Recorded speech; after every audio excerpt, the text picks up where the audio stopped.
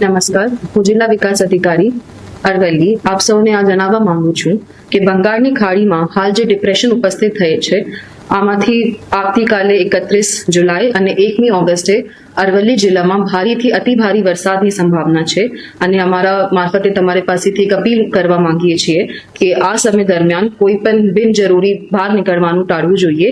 સાથે નદી કિનારે કે તળાવ કે વધારે પાણી ભરાયેલા કોઈ પણ જગ્યા ઉપર રીલ કે સેલ્ફી માટે તમારે બિનજરૂરિયાત નહીં જવાનું।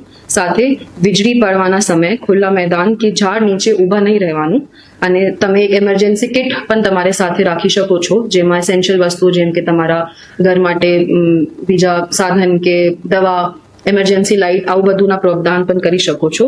અંતે જિલ્લા વહીવટી તંત્ર તરફથી મળતી અધિકૃત માહિતી ઉપર જ વિશ્વાસ રાખીને કોઈ પણ ફેક ન્યૂઝથી તમારે બચવું જોઈએ।